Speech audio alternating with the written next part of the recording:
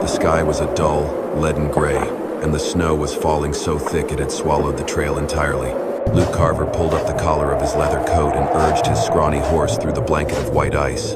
That day, as the sun dipped behind the ridge of black pines, Luke spotted a small streak of red in the snow. He stopped and leaned down. It was blood still warm. He followed the winding trail deep into the valley.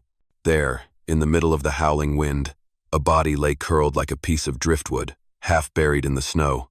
It was a woman. Bronze skin, bare shoulders covered in snow, wrists tied with coarse rope. Bruises marked her muscular arms, and a charred burn scarred her left shoulder. Her clothes were torn to rags. Her breath was faint, barely holding on, yet she still managed to whisper, "Please, do not let me die. I have nothing left to give, but I will not beg." The words trembled from the depths of despair. Luke stood frozen for a long moment, snow soaking into his hat. He knew he could walk away, pretend he saw nothing, just as this western land always did with the Apache. But he did not. He knelt, pulled off his buffalo hide cloak and wrapped it around her, lifting her gently into his calloused arms. "Hold on, I am taking you home," he said softly, his deep, raspy voice muffled by the wind. In the distance, the silhouettes of two figures faded slowly into the white curtain of snow. A lone rancher and a fading soul, quietly walking into a shared destiny. Luke's cabin sat on the slope, tucked between tall pine trees heavy with snow. When he pushed the door open, a gust of freezing wind swept in, making the oil lamp tremble violently. He laid the Apache woman down on the fur blanket by the stove. Her breathing was heavy and uneven. The fire had barely caught when he pulled off his gloves and threw in more wood. Thin smoke curled upward as the flames lit Luke's sun-darkened face with a warm amber glow. He untied the coarse hemp from her wrists. Her skin was torn and bleeding. Each knot felt like a silent accusation from the world itself. He said nothing, just clenched his jaw tightly. When the water in the pot began to boil, he soaked a cloth and gently wiped the dirt and dried blood from her body. Deep bruises ran along her muscular frame, broad shoulders, solid arms, a trembling stomach. She looked like someone who had once been a warrior, now broken by a world that had taken too much. He pulled his old coat over her and sat back against the wall, listening to the wind howl outside. In the middle of the night, she jolted awake, eyes wide, panic flashing in them. Luke did not move closer. He only spoke, low and steady. "It is all right. You are safe now." She looked at him, her eyes dark like coals that still held heat. After a long moment, she closed them again, completely drained. The night dragged on endlessly. Luke sat there, tending to the fire as if guarding something fragile. From time to time, his hand brushed over the Colt resting on the table, an old survival habit, but each time, he looked back at her and realized there was nothing more frightening than loneliness itself. By morning, pale sunlight filtered through the wooden slats. She was still alive. He boiled water, added a bit of honey, and helped her sip it, one small mouthful at a time. Every time her lips trembled, he whispered, "You just need to stay alive. Everything else can wait." Days passed like that. She spoke little, only watched. Sometimes, she would shiver and glance toward the window whenever the wind howled. Luke never asked. He knew some stories needed no words. One afternoon, as snow fell through the forest like rain, she managed to sit up and reach for his hand. Her lips quivered as she spoke in broken English. "Why, did you save me?" Luke looked into those deep, dark eyes and simply answered, "Because no one else would have, if I did not." She said nothing. The firelight flickered across her face, highlighting the long scar on her shoulder and all the pain she had yet to speak. Outside, the wind howled through the trees again.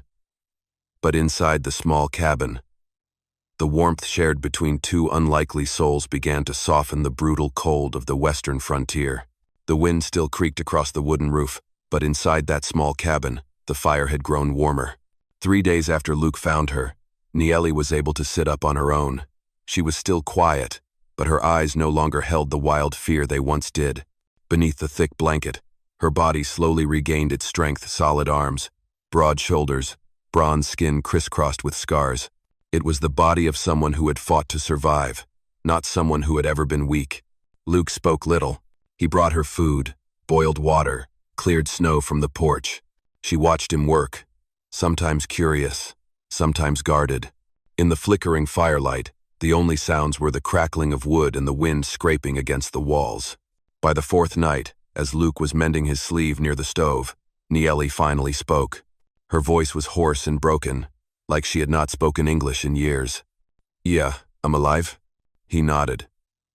"Thanks to luck. And because you still wanted to be." She fell silent. A moment later, she pointed to the burn mark on her shoulder. "They did it, because they hate Apache."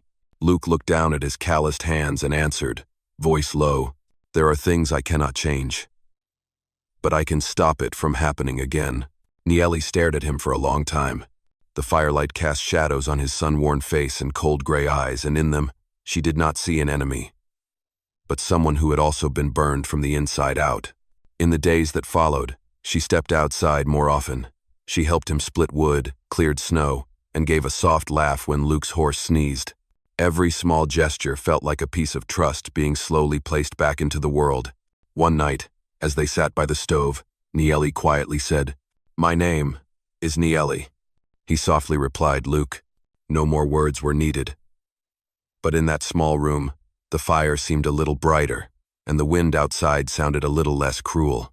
A week later, when the snow had melted enough to open the mountain road to town, Luke rode down to buy salt, flour, and medicine. Cold sunlight glinted off the main street of Cold Ridge, where a few cowboys lounged against railings, their glasses of whiskey and vulture-like eyes tracking his every move. Sheriff Old Cole lifted his head from the saloon porch. "Heard you have been living with an Apache woman up on the mountain, Luke."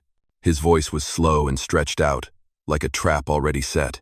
Luke replied simply, "I saved someone who was dying. That is all." Cole spat a wad of tobacco onto the ground. "Saving that kind of folk? You are asking for trouble.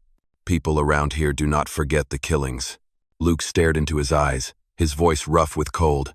"I have not forgotten either. But she did not kill anyone." The air grew thick. The saloon fell silent.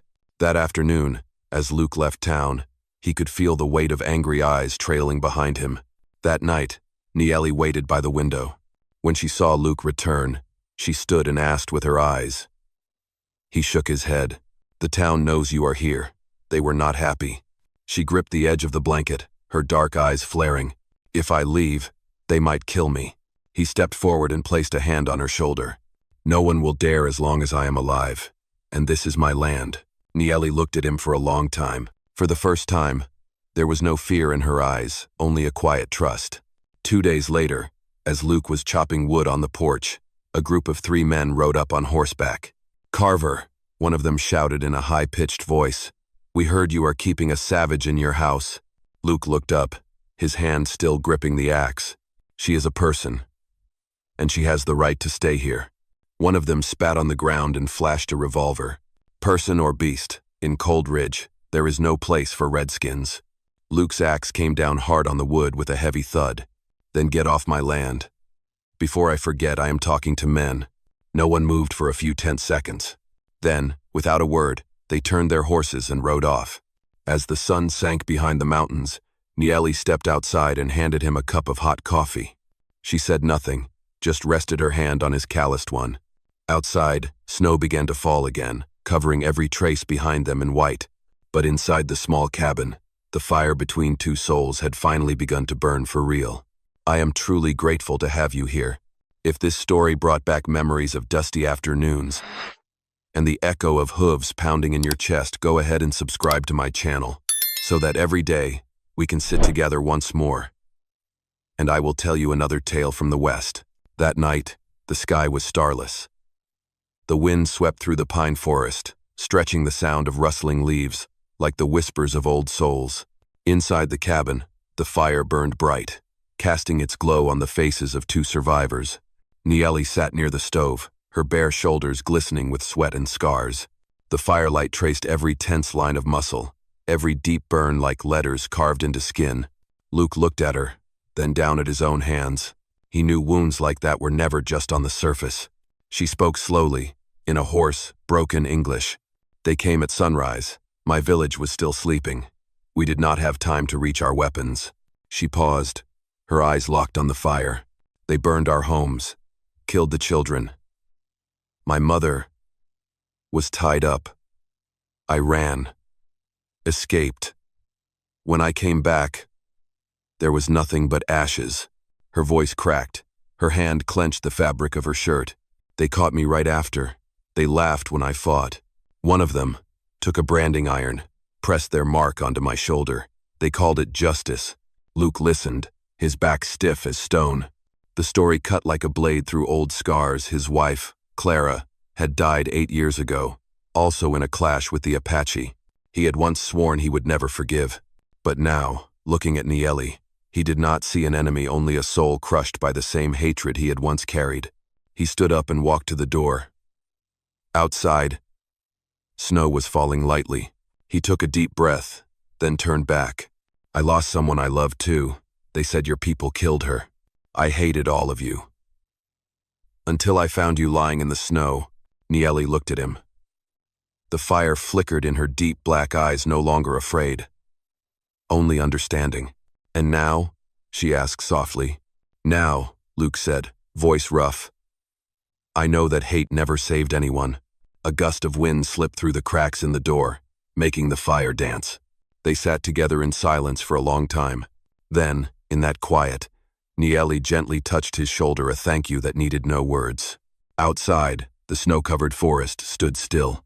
And inside the cabin, 2 people, burned by the past, had finally found one another, not through words, but in the quiet gratitude of souls that had come close to being lost.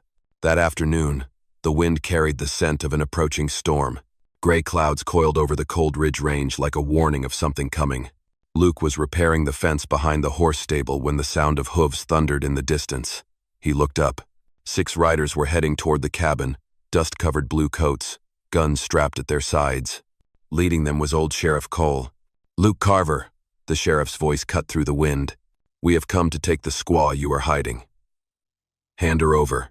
Luke set down his hammer and brushed snow off his hands. Her name is Nieli, and she does not owe anything to anyone in that town. One of the men behind Cole let out a dry laugh. Every redskin owes. They burned our homes, killed our people, and now you are laying with one of them? The air turned heavy. Luke stared straight at him, his voice low and solid as stone. If you open your mouth one more time, I will make sure you never speak again. Wind howled through the pass. Sheriff Cole's hand trembled near his holster. He had once served beside Luke in the army and knew exactly how fast he could draw. The cabin door swung open. Nieli stepped out, a buffalo hide draped over her shoulders, the wind tossing her long black hair. In the pale light, she looked like a living statue of bronze, tall, steady, with dark eyes burning. If they want me, she said slowly, then let them take me. I am tired of running. Luke stepped forward, placing himself between her and the riders. No one is taking you, he said, not while I am standing here. At that moment, snow began to fall heavily. No one moved. Wind kicked up white dust between drawn guns. Then a sharp click. One of the cowboys behind Cole went for his revolver first. A shot rang out, slicing through the wind. Luke shifted, and his Colt flashed. The man fell into the snow, his gun never firing a second shot. Sheriff Cole shouted, signaling them to pull back, but no one else fired. The wind swept snow over the lifeless body, red blood blooming like ink on a blank page. Luke lowered his gun, eyes cold as steel. I am not looking for trouble. But if anyone brings it here, I will bury it right here. The men were silent. Then they turned their horses and disappeared into the snowstorm. Nieli stood behind him, her hand gripping the edge of the blanket. When silence returned, she stepped forward and gently placed a hand on his shoulder. You risked your life for me. Luke watched the snow fall, his voice rough. No, Nieli, for what is right. Outside, the snow kept falling, endless and white. But in their eyes, something else had begun to glow, a kind of justice born from those who had nothing left to lose, except honor and compassion. 3 weeks after the standoff, the snow began to melt along the slopes of Cold Ridge. The small creek behind the horse stable babbled gently, carrying the scent of damp earth and pine resin. Spring had arrived. Luke's ranch looked like it had survived a war, fences broken, the stable door hanging off its hinges. But he and Nieli were still there, patiently fixing each wooden plank. She wore his old leather shirt, a hammer in hand, striking slowly, her muscles rippling under the morning Sunday. Sweat shimmered on her bronze skin, and each blow from her hammer rang with strength and resolve. Luke stood nearby watching in silence. Every time she bent down, her thick black hair fell forward. A few strands lifted by the wind, mixed with the scent of fresh grass. He no longer saw the frightened figure lying in the snow, but someone strong, proud, and free. By noon, they sat on the porch, sharing a cornbread loaf and a bit of thin coffee. Nieli looked up at the pale blue sky and said softly, "It is quiet here. No one calls me a demon anymore." Luke smiled, his calloused hand gently stirring the cup. "Out here, everyone is just a person, and people deserve to live." She looked at him, her gaze steady and silent. Between them, there were no fancy words, only the quiet warmth that follows a storm. As the sun dipped lower, Luke led the horses into the field. Nieli followed, carrying a bundle of seeds. They sowed them into the damp soil, the seeds falling into the furrows like new promises. "What are you planting?" she asked. "Corn. The first thing to grow after winter. Just like us." She laughed, a deep, rare, honest sound, and that laughter seemed to brighten the entire sky. At sunset, Luke stood by the fence, watching the blue smoke rise from the cabin. Inside, Nieli tended the fire, red light flickering across her strong shoulders, and he realized in all his years of loneliness, this was the first time he had ever seen a true home. That night, they sat by the stove, watching the flames dance. Nieli placed her hand over her chest, where her heart was. "This place might be home," Luke answered softly, eyes gazing out the window. "As long as there is fire, and there are people. Yes, that is home." Outside, the snow was melting, sliding down into the valley, carrying with it the bloodstains of the old season. Inside the wooden cabin, two souls once frozen by life had found warmth not through promises, but through a peace they never thought they would feel again. The April wind carried the scent of fresh grass and distant roads. All across Cold Ridge, the land was shedding its winter skin. Down in the valley, the thawed river curved through freshly plowed fields, reflecting the golden sky of late afternoon. On the cabin porch, Luke Carver sat back in his wooden chair, his Winchester resting beside the wall. In front of him, smoke from the stove drifted upward in lazy spirals. He heard Nieli's footsteps echoing from the barn. She stepped out, a blanket draped over one shoulder, her sun-darkened hands still marked with grass and dust. The evening light touched her black eyes, the same gaze that had once stopped him cold in a snowstorm. She said quietly, "Tomorrow, we should build the eastern fence." Luke nodded, smiling. "Tomorrow. There is no one left to disturb us now." She sat beside him, handing him a cup of hot coffee. Together, they looked toward the distance where the orange-red sky faded slowly into purple. After a moment, Nieli spoke again, her voice soft. "I thought I would die in the snow." Luke let out a quiet chuckle, his voice low like wind through pine trees. "Maybe I was already dead before I met you. Just still walking." She turned, a faint smile at the corner of her lips. Two souls, once burned by the world, now sat side by side with no need for promises. Luke gazed into the distance, his words slow, like he was speaking to himself or to the wandering ghosts of the West. "They say this land was built on bones, blood, and hatred. Maybe they are right, but I have seen something else. I saw a person who had every reason to fall, choose to stand. I saw life push through the snow, like a small flame in the cold night. And I learned that kindness needs no reason, only the courage not to turn away." He looked at Nieli, the firelight dancing in both their eyes, two stray sparks that had finally found each other. "You know something, Nieli," he said quietly. "Sometimes, justice is not something found in laws. It is the moment you choose not to look away." The evening wind passed through, rattling the porch boards. In the distance, the horses whinnied softly, the breeze mixing with Nieli's deep, rare laughter. The last light of sunset faded. The cabin glowed gently with the warmth of the kitchen fire. Outside, Cold Ridge remained a land of wind and dust, but inside that small home, two outcast souls had found what many wander their whole lives searching for: a place to belong. Narrator's closing words.